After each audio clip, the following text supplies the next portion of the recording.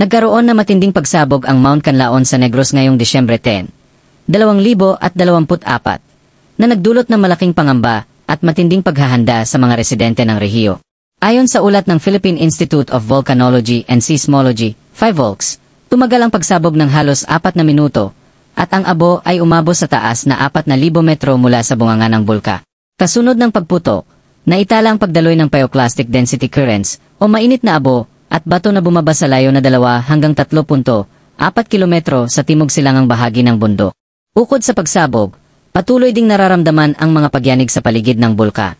Umabot sa 20 na pagyanig ang naitala sa nakalipas na 24 oras. Indikasyon na patuloy na aktibo ang magma sa ilalim ng loop.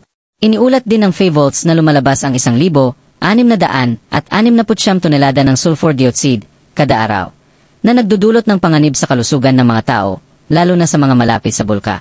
Mayroon ding naitalang ground deformation o paglobo ng edifice ng bulkan, na nagpapahiwatig ng pagtaas ng presyon na maaaring humantong sa mga susunod pang pagsabo. Dahil sa panganib na dulot ng aktibidad ng bulkan, itinaas sa alert level 3 ang babala para sa Mount Canlaon. Ipinapatupad ang mahigpit na pagbabawal sa pagpasok sa loob ng 6 kilometrong permanent danger zone dahil sa panganib ng biglang pagsabog, ashfall, lava flows at pyroclastic. Dahil dito, halos 87,000 residente mula sa mga bayan ng La Castellana, Canlaon City, at iba pang mga kalapit na lugar sa Negros Occidental ang inilikas upang masiguro ang kanilang kaligtasan. Itinayo ang mga evacuation centers sa 11 barangay upang mabigyan ng pansamantalang tirahan ang mga apektadong pamilya. Nagbigay ang mga lokal na pamahalaan at ahensya ng gobyerno ng mga pagkain, tubig, gamot, at iba pang pangangailangan sa mga lumikas.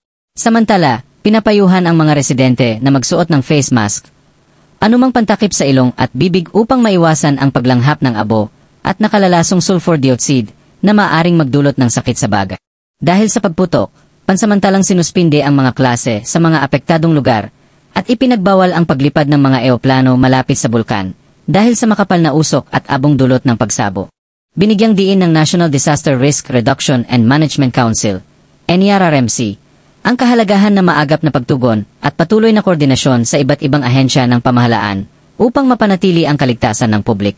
Patuloy na minomonitor ng PHIVOLCS ang sitwasyon ng bulkan at hinihikayat ang lahat na sundin ang mga babala at payo mula sa mga awtoridad. Ang mga biglaang pagsabog, pagguho ng bato, at pag-agos ng lahar sa panahon ng pag-ulan ay ilan lamang sa mga panganib na patuloy na binabantayan ng mga expert. Para sa pinakabagong balita at anunsyo, mahalagang makinig sa mga ulat mula sa PHIVOLCS, lokal na pamahalaan, at mga lehitimong news outlet.